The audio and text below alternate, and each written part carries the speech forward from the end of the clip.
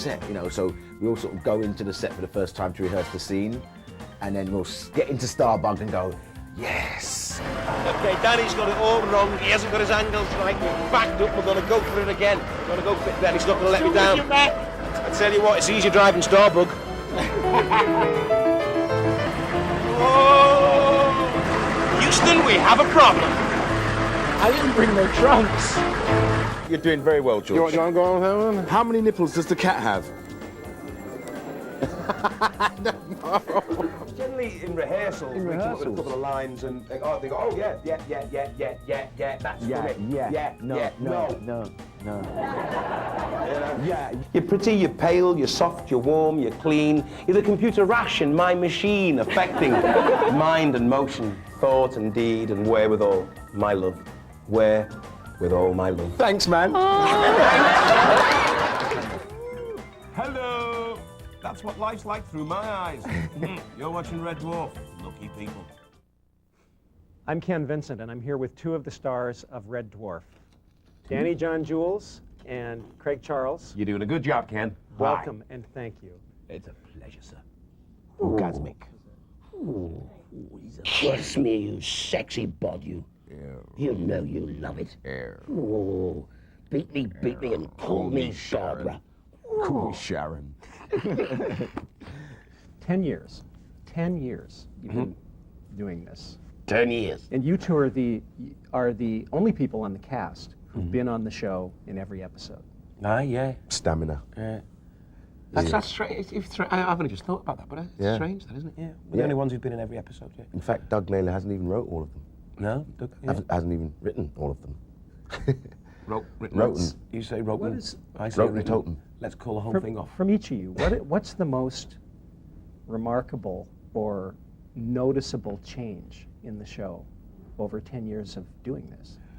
For me, it's this, the writing's still of the same standard. I think the sets and the production values and the technology has advanced so much. Where once we could only do, say, Starbug as like a little cardboard thing on a little bit of string, kind of sort of jiggling across the screen. Now, with the computer-generated graphics and stuff like that, it looks like Star Trek. I mean, it's motion picture quality now, and that's changed. Plus, we've distressed the vision a lot, because I don't know if you understand, videos is a better recording quality than film, you know. But people prefer the look of film. So to make it look like film, you just take one frame out in every 25, and it gives it that kind of flickery sort of film look, which we've done as well. So it's the production values really for me have become so much greater than they once were. Why did they redesign the ships on Red Dwarf? I don't know, why did they redesign the ship? Well, this has to do with kind of doing the remastering. Yeah. What it was the fact that obviously for the late shows they used a new ship because apparently the old one got busted up. Did it? Yeah. I didn't touch it. The old one got busted up, so when they made a new one, they thought if they're going to do a new one, they may as well make it a bit more elaborate. So the first one was about like 4 foot long. The new one's 10 foot long. Yeah. The old graphic model shots were so classically cheesy. They added to a unique show. Why change? Well, we just explained that one. Everyone's a critic, you know. I mean, some people are going to like it. You can't please all the people all the time, you know. Yeah. But you know, Red Dwarf's always tried to change with the times. So always tried to keep abreast of things and keep a pace with new technology. And if you know, if it's a technological show, so you've got to keep you know in pace with new technology. Yeah, Sorry. and Red Dwarf's good like that because you know. We like the fact that when people watch Red Dwarf in England, they watch it because they want to watch it, not because it's on while you're doing the ironing or having your local tea. Yeah. So, it's a show you got to watch. So if 7 million people are watching the show, they're looking to watch it. You know. How about for you personally? I think that, well, for me, the fans say that the cat has got a bit too human, but I suppose that, you know, like all animals, they evolve anyway. And if he was in a situation where he'd been on a spaceship for 10 years, I'm sure he would change. But that's really the writers evolving, you know. They write in the same, as he says, quality, but they're just growing with the show, and hence the characters grow. You know, they like the cat being really childish and, you know, scatterbrain and very sort of all over the place. Look at that. You read that. What one. happened to Danny's American accent? Is he British or American? He's from London. He's from Notting Hill in West London, and he puts on an American accent because he's an actor. I'm from Iowa. That's in Canada. I need to know the answer to the accent question, though. Where did the cat's accent come from? It came from basically all the. James Brown, isn't it? Well, it's a mixture of all the sort of black Richard James performers Brown. stuff. That's A slight hint of American Southern accent. So I'm just Yeah. answering the question for It's, her. you see, you know, you got a bit of James Brown in there with the, you know, and you know the sort of Richard Pryor. And you got the little Richard sort of campness, You know, Little Richard, you know, the Prince, the Rick, all those, the Rick James, all those wacky, catty-like people, Cab Calloway, you know, the Zoot Suit crowd. Hey, Prince, I had a pink Cadillac before you were born. How easy is it for you to lose the accent while you're playing cat, and how many scenes have you loved up while? I always lose it, mostly in the middle of a take. Honestly, there's so many scenes on the cutting room floor where he sounds Welsh. Oh, yeah. Yes, it's true. One's a hit. No, I don't know. I know quite a few Americans in England actually, so it was quite easy. And the voice basically was. I kind of based it on Richard Pryor. So, I'd had all these stand-up shows on tape and stuff. I thought it was James Brown. Yeah, it was. There's a bit of James Brown and a bit of. I thought he was going to be like Captain K. Take it to the Pryor. bridge. Take it to the bridge. All that bit when he goes, now how am I looking? Oh, that's James Brown. But the suit, the suit is Little Richard. So's the hair. And the facial expressions are Richard Pryor. Basically. Instinctively. So it's all ripped off then. You don't expect me to work for a living, do you? Can you do your best version of Lister? I mean, do you ever repeat his line? Lister. Well, he thinks that. He thinks that. on, He do says, it. he goes. He goes. If you get back. Oh God, I've got to get the right. See, if I do the wrong line, then I'm gonna just get accused of being a Welshman. Go on. No, go on, do it. He goes, no way, Rimmy. I know the things you like to touch. No way, Rimmy. That's Lister. Wow, this is mine, or that's mine. See, I've eaten 5 times, I've had sex 5 times. The thing is that we can all do each other, you know, quite well. You know, like Robert.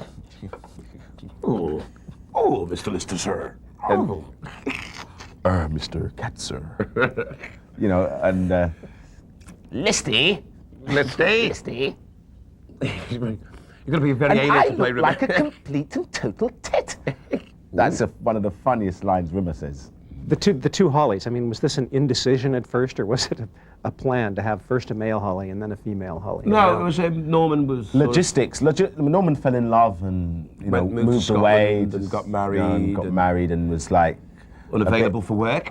He just was in a he's all had a new injection in life, you know, and just sort of didn't want to really do all the travelling to London. He wanted to stay with his girl, you know. And then he came back? Yeah, well, he's back for Series 8. He's back in the last episode of He does Series regret 7. it, though. I feel sorry for Hattie in a way, because her role changed an awful lot once... Crichton. Because Crichton was invented, you see, and Crichton was Holly on legs.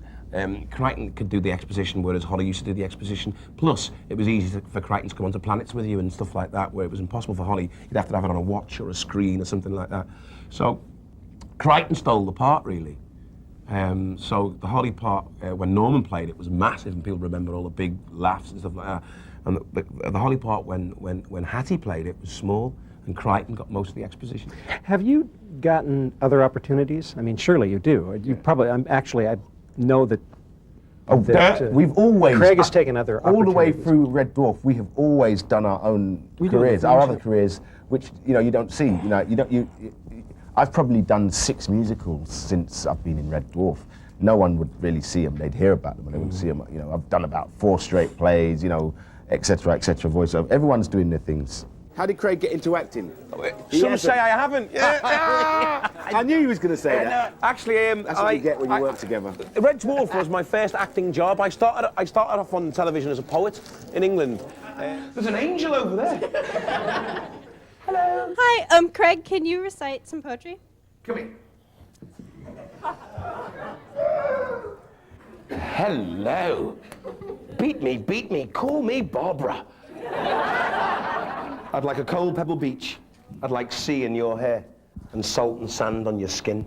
I'd like to bathe my hands in the waves of your hair and bathe your body all tight and trim and shipwreck my soul in your eyes. I'd like to see you dressed real minimalist. In lycra and in lace.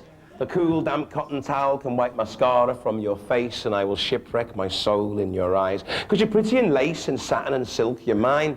That's not to say I own you, just a timeshare holding. You're pretty, you're pale, you're soft, you're warm, you're clean. You're the computer rash in my machine, affecting mind and motion, thought and deed, and wherewithal, my love.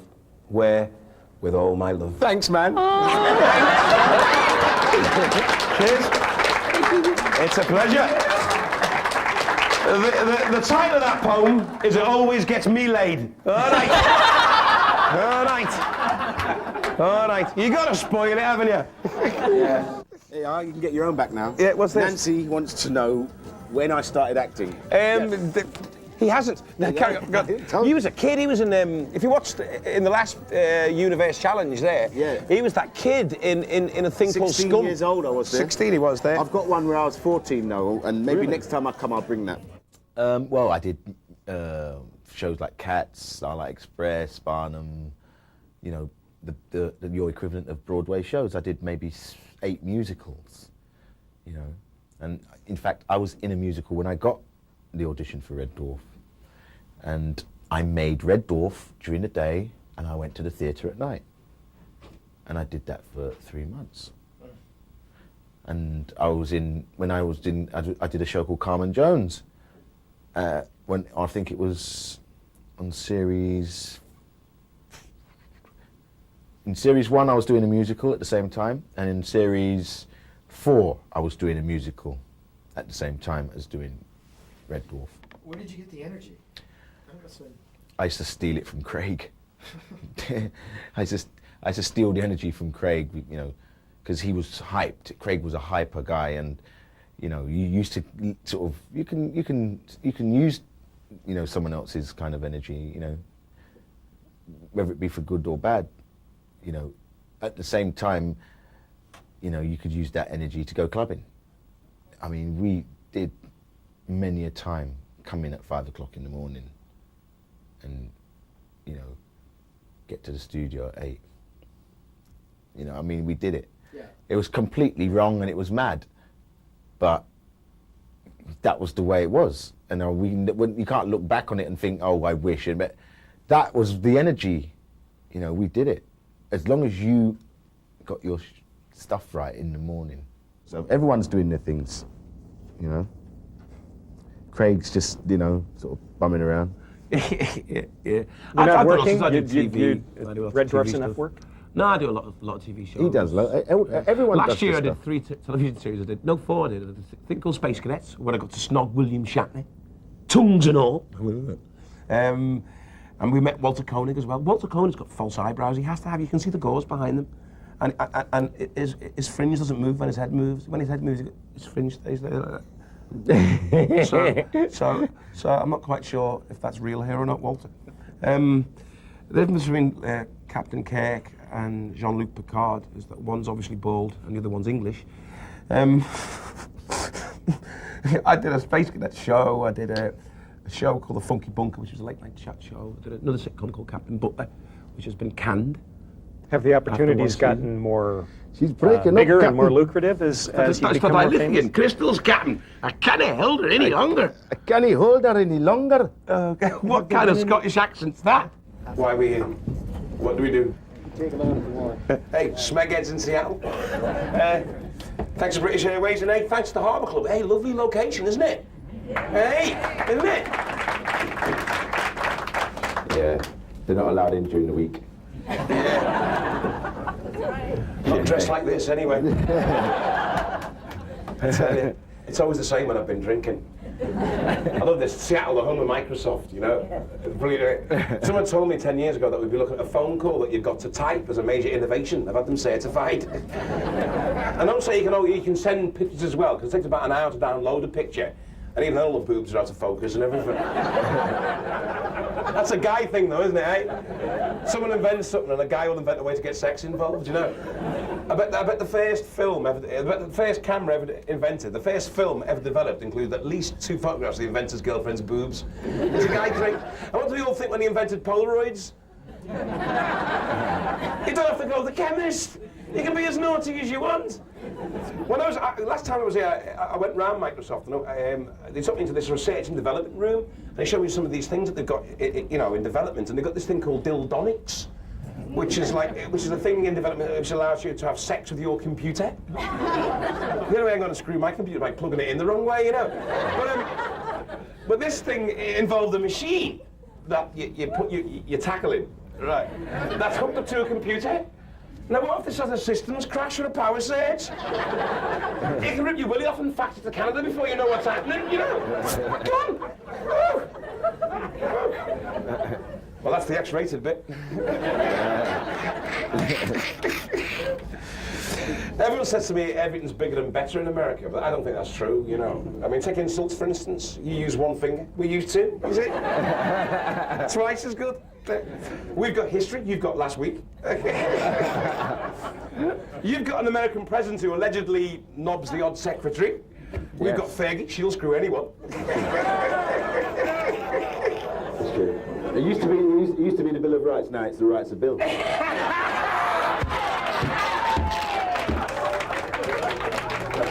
He never said to Monica Lewinsky, lie in deposition, he said, lie in that position. He's just sharing it with it. But I mean, over here, you've got sex addicts, haven't you, who spend fortunes going to clinics trying to get cured. And over in England, we've got randy bastards who spend fortunes going to nightclubs trying to get shagged. You see, it's a completely different thing. All of the episodes that you've done, there have to be some memorable moments, or moments you'd like to forget. Well, I think the I want to hear both. The Wilma Flintstone scenes has always been one of our favourites, where me and him are sitting on our bunks, watching the television and fantasising about whether we think Wilma Flintstone's the sexiest woman in the world. And that's one of my favourite scenes out of the whole series that me and the cat deliver. But a lot of them are like personal stories, you know, over the years that we've shared together. Like the day we missed the plane from London to Manchester, and arrived at the television studios 2 hours late, and the whole crew and everyone sitting sleeping on their cameras, waiting for 2 hours. And we arrived, and Paul Jackson, the producer at the time, was waiting for me outside. Was waiting for me outside the television studio. And as he came up to me, he grabbed me by the t-shirt and pulled me towards him, you know, to tell me off. And my t-shirt ripped, and the whole thing came off in his hand. Buttons everywhere. And he just looked at the t-shirt, past the back, you know, like looked at me, and he just had to laugh, you know. He said, don't you ever come late for me again. He says, I don't like it.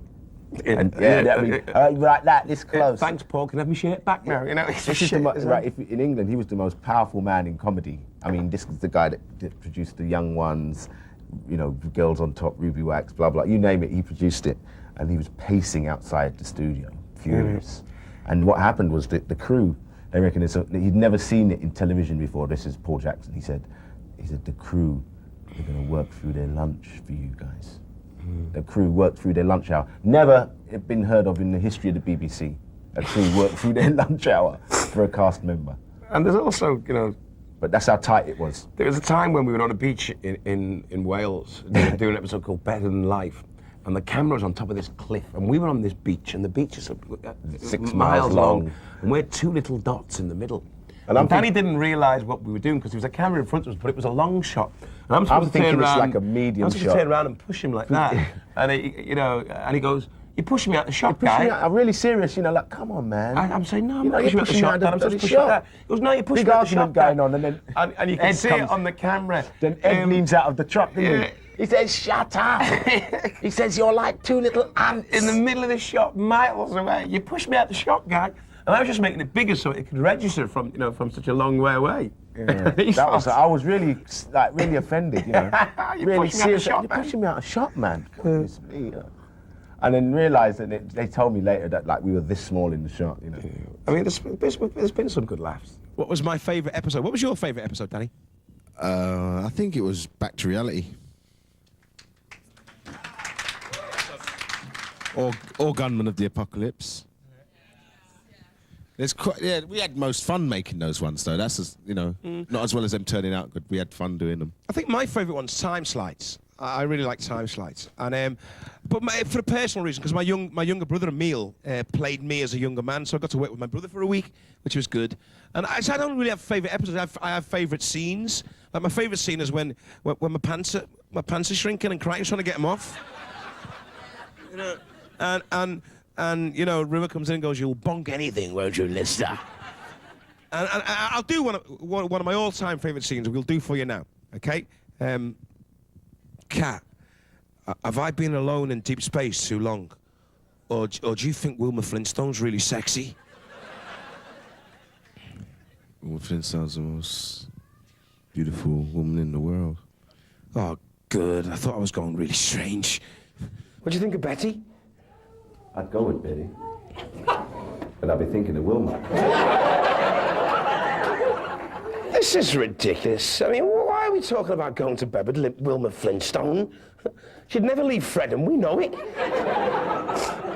That's one of my all-time. I still love that. Yeah. By the way, we did this real quick, and I wanted to go over it a little slower on that. How many countries is Red Dwarf in now, roughly? Well, it goes out Australia, Canada, New Zealand, America, Germany, Japan, Russia, France, Holland, Belgium, Croatia, Spain, Croatia. Yeah. I mean, a lot of the Eastern Bloc countries. You know, it's kind of worldwide. I think it's fantastic. Okay, both of you. Yeah. Which episode is your favorite, Craig? I like Back to Reality. I have favourite scenes rather than favourite episodes, though. One of my favourite scenes is the me when Crichton's taking off my shorts. Oh yeah. And you end up with shorts about the side like that. Yeah. And Rimmer comes in and goes, "You'll bonk anything, won't you, really, stop?" I like that scene. Mine's the easiest. What is it? What is it? What is it? That, yes. Yeah. It's classic. I mean, you know. What was that in? What episode was that in? The one where we go. Where you walk through the wall. The miner. Oh, yeah. Parallel universe? No. Better Than Life? Better Than Life. Is that when I get married? Right, yeah. We saw it tonight. You phone in and tell us. Yeah, phone in and tell us what episode it was. 90% of the fans out there know the answer. Yeah, we don't. Yeah, You got one there, Danny? answering one of it. It was browsing through the net, found a screensaver featuring Cat's line about all 6 of his nipples. Oh. Well, actually, male cats only have 4 nipples. Is that true? Only female cats have 6 nipples. That was a mistake in our show. Hole in the very plot. Few. Hole in the plot. Okay, Eric Turner can't make sense of backwards the bar scene. Please explain. Did you shoot it regular and then run the tape backwards? Well, we did it in a lot of different ways, George. Some of the times we were walking backwards and they were walking forwards. And then sometimes we were walking forwards and the crowds were walking backwards. Yeah. For instance, I had to walk backwards into a lake, and then they reversed the film so it looked like I was walking forwards. And when I got to the beach, I was dry. Yep, right. The backwards fight, we did that forwards and it was run backwards. But like the cycle thing, you know, there was lots of different things. Plus we had to learn how to say words backwards. Now you'd think bitter, spelled backwards, would be retib, wouldn't you? Yeah, but it's not, it's airskib. Airskib. You say airskib into a tape, play it backwards and it'll say bitter. Really? Yeah. Weird. I mean, it's very strange. We had this machine. A sampler. We're going to get some calls on that one. Yeah, definitely. Yeah. And now, so hello to Carmen. Using Hi, that's Dwayne Dibley. Hi. Would Cat like to do another song and dance on Red Dwarf?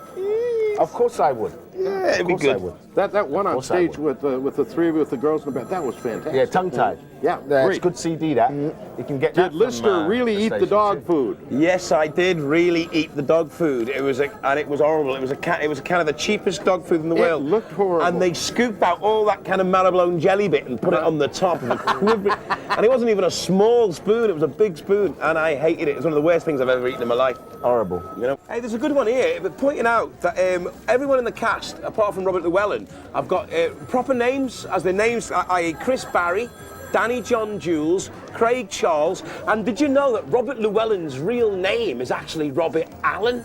So we've all got first names as our whole name. Sure. It says, who's your favourite Spice Girl? Carol Channing. My favourite spice is oregano. Yes.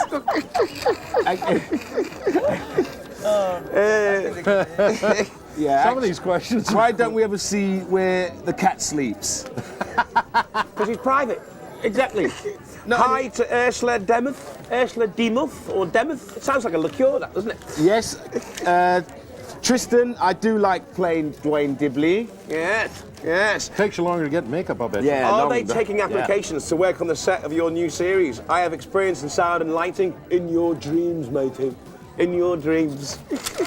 Yeah, you see, you need a green card to work here. Yeah. Over there, you need talent. Oh! Oh! Put your claws away. What is this about this confrontation with lobsters you had? Oh, we had the Seinfeld party, didn't we? You know, because the whole of Seattle stopped. The only two people that were watching Seinfeld, that weren't watching Seinfeld, were two sad blokes who had to work at the TV station running the film or something. Yeah. Everyone else was watching Seinfeld. So we had to go to a Seinfeld party, and we had a bit of lobster. The final Seinfeld starts in just 2 minutes. Oh! God! Oh my God! Uh-oh. You saying? Man-eating lobster. Piece of meat. It's a bit like the World Wrestling Federation. You have to wrestle with your food for about an hour and a half before you can enjoy it. In fact, Mike Tyson's going to come in a minute and prize us apart. You want a piece of me? You got it!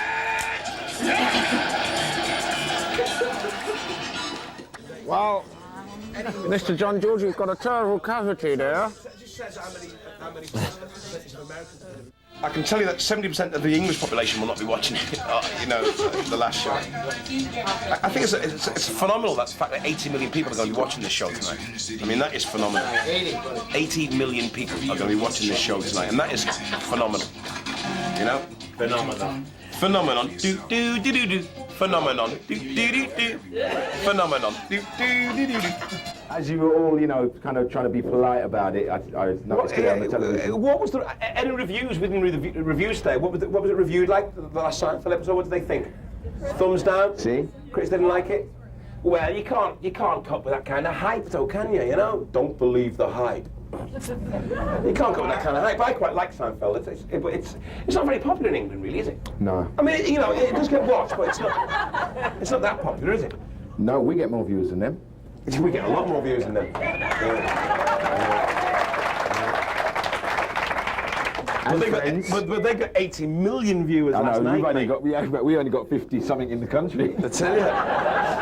Yeah, I mean, So I don't know if that's good or bad. More people watched Seinfeld last night than actually live in England. In fact, almost twice as many. Twice as many people. It's a bit of a shock, really. I've got a recipe, for lobster. You know, people throw lobster into a pot of boiling water to cook it. Take a live lobster, throw it in. What's the lobster going to do? It's going to go like that. You're instantly eating tense lobster.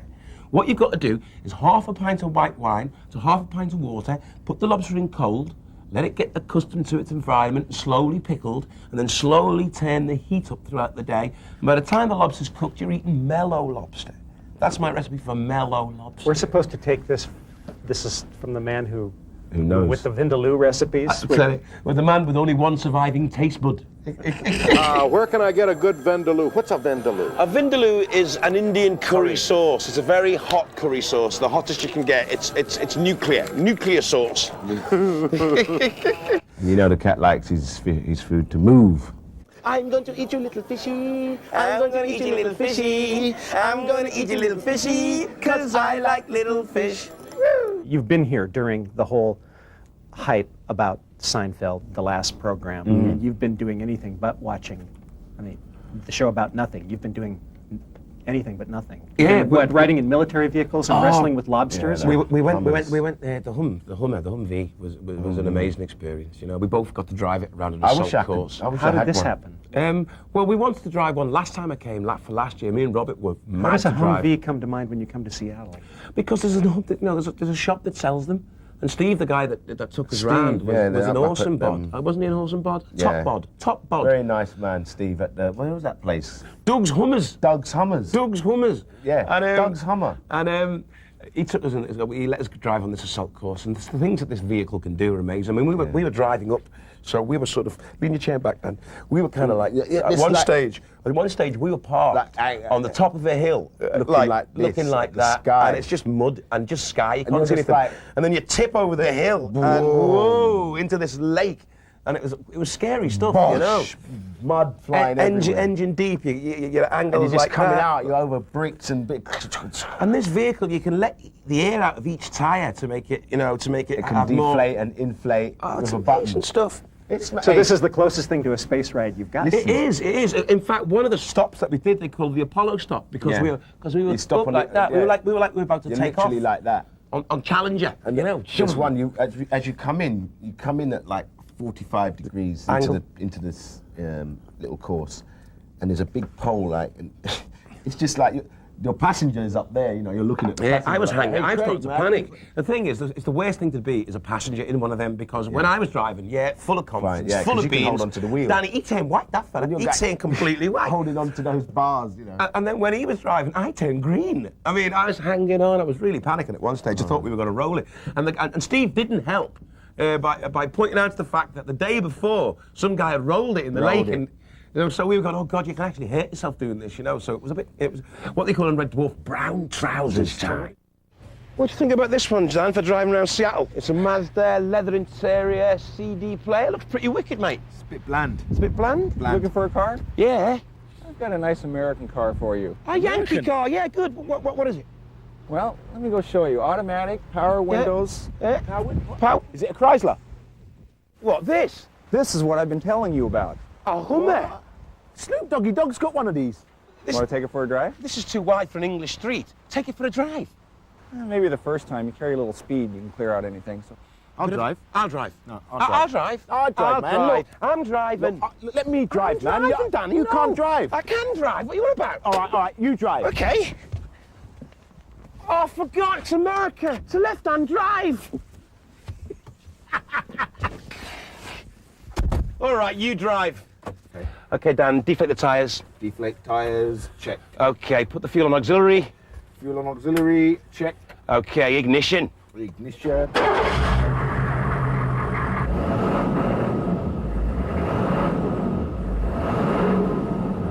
And then turn it out, take it out nice and slow, mate, nice and slow. Shall I put it in gear? Put it in gear, mate, put it in gear.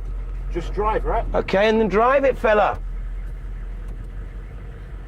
Don't kill me, Danny, don't kill me. It's okay, man. I've got so much to live for, man, don't kill me. Look, I've driven a Mini before. This is not a Mini, this is a Hummer. A Hummer. Yeah, a Hummer. I thought you said it's a bummer. It might be if you crash it.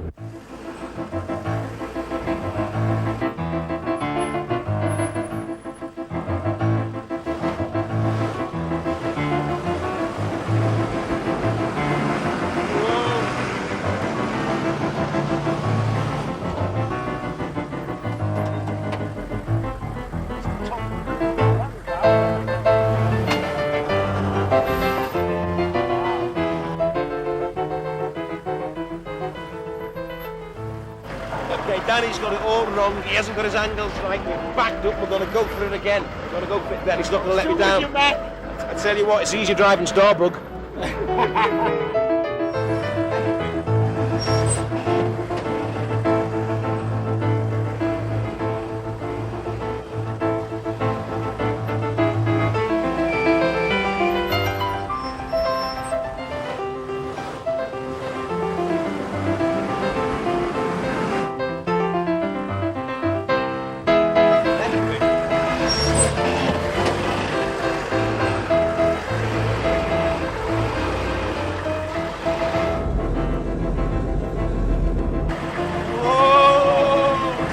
Houston, we have a problem.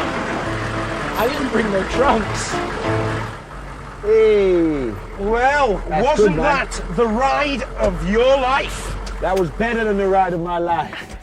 I tell you, And I haven't seen her for a while. He was going, Craig, don't go down there, don't go down there, don't want to go down there. Yeah. Well, what'd you think about it? Oh, I want it. No, actually, I was going to say, I'd like to have a word with you about buying it now. No, I want to buy it now. I want to buy it now. I'll get it. I'm first. The lights match me glasses, man. The lights match the me interior glasses. matches my jacket. I don't care. I've got cash. I got I've cards. Cash. I've got cash. I got cards. Come with me, Steve. Steve. I've Steve, got cash. I've got I'm cash. first, man. No, man, I've got No, cash. come on, this way. Don't go away. I've got cards, I've got cash, man. I've got cash. I've got cards. So, $40,000 and you've got me for 2 weeks. Hummer. $40,000? That's 40,000. You can spend more for a, Yeah, exactly. But and with the minivan. exchange rate, with the exchange rate at the moment, that's just 25. No, but it's got to be in England. It's got to land. Oh, you got to in flow England. it. Oh, you got It's got to be land. It's got to land. No, in I got to England. drive it over because this thing can drive over oceans apparently. The problem is not the ocean for a Humvee. He It'd foxed be me. He foxed me. He remembered that it was left-hand drive, and I got into the wrong door because he's a sneak. He's a sneak. See, cats are sneaky. Cats are sneaky. The cat don't That's want why to they do always no work. That's why cats always do a little poo in your shoes because they're sneaky. I just want mine delivered, right to England. Thank you very much. You're doing very well, George. You want to go on with that one? How many nipples does the cat have? I've got 2. Here's another one for you, Danny. Do you like the way your character's developed? Would you change anything? Well, actually, I've never really argued with the writing. I mean, if the guys, even the owls, the ow, all that's all written in. I mean, if it's a long, if it's got 15 O's in it, then obviously it's a long one. If it's got like OW, It's a quick exclamation, one. it's a quick one. But they're all written. Don't you think that the writing in the series has been remarkable? Excellent, and the writing's always very tight. I mean, there's not very much ad-libbing going on because the guys like comedy police, they hone it and they hone it and they hone it, and then they walk around the set making sure that you deliver it in the way they want. There was no ad-libbing in Red Dwarf. We have never said a line in Red Dwarf in 10 years that wasn't written down. Nobody has ad-libbed a line and thrown a line in when the other guy didn't know what was happening. It's always been scripted, 100%. It generally in rehearsals, we come up with a couple of lines and they go, oh yeah, that's funny. No. Yeah,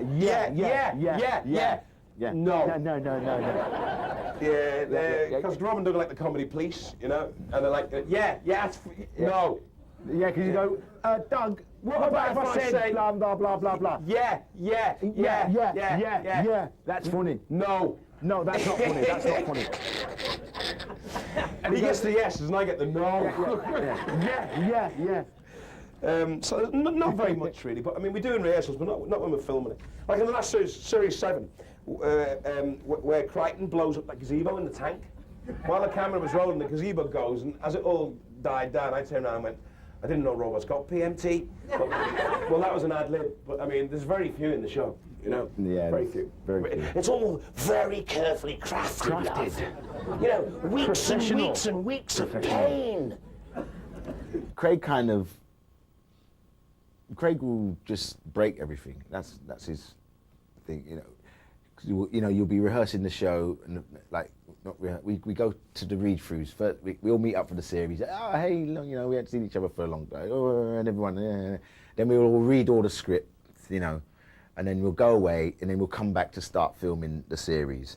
And the first thing we do is we go on the set, and rehearse the first episode. So, and then of course it's this new set, So we all sort of go into the set for the first time to rehearse the scene, and then we'll get into Starbug and go, yes, we're back in Starbug, and then Craig will go, oops. Whoa! Oops. Sorry.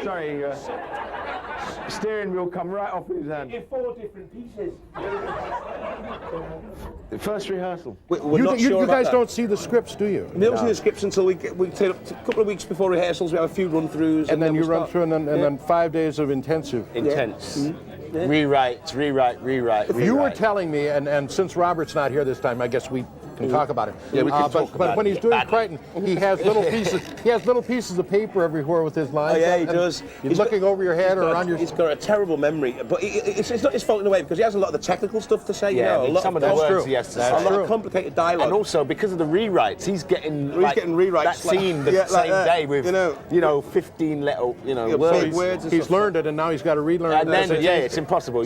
I generally have his line stuck on my forehead and dangling in front of my face. I wanted to turn into Crichton. I've come up with this idea of an episode where Crichton is called Crichton's Dream, and Crichton's the only human, and me, Danny, and Chris are androids, and waiting on his every whim, So, but it might not come to fruition, but we hope. What would bug Robert would be if we had a long night and then he had to come in early in the morning and put the mask on, like without a long gap in between. Then, it would be like, stay away from Robert Day. Because, you can always tell when Robert's going to have a bad day because you see him, you know, if he's all right, he'll be sort of in the makeup chair, sort of, you know, chatting away, blah blah blah blah blah blah blah, and because he can't. The thing about Robert is he can't laugh in the mask. So, you know, if you hear him laughing, then you know he's all right, because he's not allowed to move the mouth, you see, and he can't do that. So when he's having it done, he kind of like that. So he can't. So when he laughs, he he can't move his face, you see. So it's quite funny. He'd be like that, you know, and he's so his face doesn't move, you know. Because he can't do that yet because the glue's just been put on, and you know, if he moves the mouth, and then see there's certain bits. If they're not right, then he's ratty. One is the edges of the lips, and the other bit is the eye. If that eye isn't on straight, you go, no, it's not on properly, it's not on properly, no, and he's just very short. No, it's not on, no. Oh, and you know, he starts getting, when he starts doing that, because I'm always having my makeup done first. Robert's always in first and out last. So he'll be in makeup first and the last one home. So everyone's gone, car park's empty, and then Robert would come out in, you know, midnight, pitch black, with a torch trying to find his car, sort of thing. Do you ever play practical jokes on each other on the show, and what would be an example of one? No. Practical jokes. There hasn't been really, is it? Nah. It's not a practical joke. I mean, a lot of people think we do, but it's not a practical joke team, is it? No, it's more cutting remarks. A lot of put downs. We can put down, yeah. It's like down. we have this sort of comedy sort of. It's terrible because when we're biting, you know? There's another 8 people though, so it makes it even more exciting. And we all insult each other. You are just put down. Like the director will say, "Well, Craig, actually, we'll have to do that again because it was crap." Yeah. Is it Craig, lovely. This time let's do it again, but this time let's do it funny. Yes. That's Ed, yes. You know, or I'll say to Danny, that was brilliant, that performance. Or you just see Rob and Doug standing behind the camera going, No. Oh, yeah, I'd say to Danny, that was a brilliant performance. It reminded me of a ham and cheese sandwich without the cheese and bread, you know. Sort of biting, sort of put downs, but no sort of... Yeah, or they'll do it, it was worse, like, the writers are terrible, like, because you do a scene and you know they're funny, and so you rehearse a scene, and then, you know, like, they're out there watching, and we go, and the scene finishes. We look for their reaction, and they're like, no. It's not funny. It's not funny. It's not funny. No. Can we do it again? Can we do it funny? Yeah. Because they're from Manchester and they It's talk terrible. like that. You know, funny. Talk like Oasis. When is Kat going to have a romantic interest? Soon? Cat's in love with Lister. As soon as possible, I hope. Well, if I don't get some soon, I'm going to get Crichton. Well, here's the next question. Does Kat like cats? Yes, I do. Do you? I Good. do like cats. Okay. Apparently, someone said I'm in a cat book. Oh, yeah? Yeah. She said that, like, there's a serious book about cats, and then there's a picture of me. What causes a grown man to audition to play the part of a kitty cat? Money. Danny's son, baby, played Dave Lister in one of the episodes. No. Will that happen again? No, he didn't. That wasn't my baby. That was my nephew. That's my brother's kid. Brother's kid, yeah. Yeah. He's 2.5 years old now. And it's amazing how much the baby actually looks like me. It's scary. You see, they just think it's his brother's kid. Yeah, but it looks like Craig, and also drinks lager. Craig, why are the dreads gone? I couldn't do any other parts really. You know, you sort of need to be able to play other roles and that. And when you've got all these dreadlocks and stuff like that hanging out the back of your head, no one's going to employ you to play a doctor or a policeman or something like that. So they kind of had to go really, so I could do other work. And now they just stitched them in like extensions, and I have them for about 3 months of the year hanging out the back of my head. And they're very difficult to sleep in, because you have to push them out the top of your pillow. You end up looking like some kind of dyslexic rubber plant or something, you know. So quite why does Rimmer's costume change every other season? And I got a follow-up for you on that. He's trying to keep up with me. Yeah. My costume never changes, you know. Where do all your clothes come from? Are they all made, or they used to be all made, but they just couldn't keep up. No, I mean, so they had to go and buy some off the shelf. Every time you come on camera, it's that's right. If there was a gust of wind, my costume would change. Danny, have they changed Cat's teeth for the latest season? Your face appears different. I'm just older. Does Craig Charles enjoy beer as much as David Lister? Oh, it's been alleged. It's been alleged. Yeah, I do. Yeah, I love Red Stripe beer. It's Jamaican beer, and I drink it by the bucket load. I love it. Comes out by the bucket load too. You know, here's another one, Danny. On when is Cat going to get his teeth back? Will he go back like he was in series 1 through 3? Did they make a change? No, I've still got teeth. No, I know, we know that. I mean, Cat. In the makeup or the No. No, I've had teeth every episode. Well, Dwayne certainly has. Yeah, Dwayne. He's got a serious set of choppers. When are we going to slip Chris Barry and Mickey and get him away to Seattle? We'd love Chris to come with us, you know, but I don't know if this is true, but he hasn't denied it to me, and I've told him I've said it. He's scared of flying. If you can do it, he can do it. I'll tell him that. But I said to him, we're supposed to be space heroes, Chris. Ace Rimmer. Yeah, Ace Rimmer and all that, you know. Ace Rimmer. Now you know it's a fantasy. He's scared of flying. But I think he will fly. He said to me, I was with him, we did a voiceover together, me and him, for an advert the other week, and he was saying to me that he's thinking of coming over. So I reckon you'll get him over pretty soon if he wants to. Seattle's got a really happening vibe. It's got like a great musical tradition. It's got some great clubs. It's got some great bars. And it's got some lovely people. And this is my 3rd visit to Seattle. And the only reason I keep coming back is because I don't have to. You know, the only reason I keep coming back is I actually like coming here. You know, good time. It's a top town. I've been here twice. It's a top town. We like it. Yeah, and if you invite us back again, we'll come back again, won't we? Yeah. We have to be invited, like, you know. But we'll come back. You'll have to chip in and get us a Hummer. Yeah. As a thank you, you know. Yeah, that's what we want next time. We want next time. We want to be paid in Hummers. We just want a Hummer. Yeah. It's been great having you here. It's been great. Welcome to the Northwest, and come back again. Thanks for having me back for the 2nd time. Yeah. Need to go to the bathroom before we start? No. Track 3, and I've got the cassette just in case. I have to. I'm telling you, man, you've got to have every angle covered. And I mean that in the best possible taste.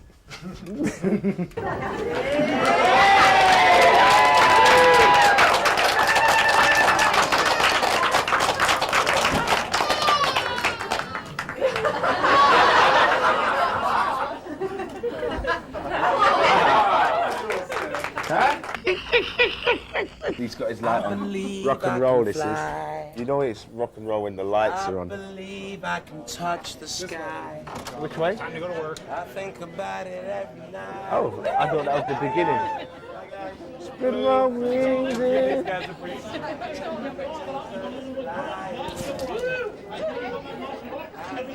Nice necklace. Terrible shot. I believe I can touch the sky. Are we here? Who are you looking at? Don't you start picking on me. Don't you start picking. Oh, basha! Look at this. Look at this. Look at this. Hey. I look a bit younger there, don't I? I look a bit young. Thank you very much. You're supposed to go like that. I look a bit younger there, don't I? Thank you very much. Hello. That's what life's like through my eyes. You're watching Red Dwarf. Lucky people. Bye.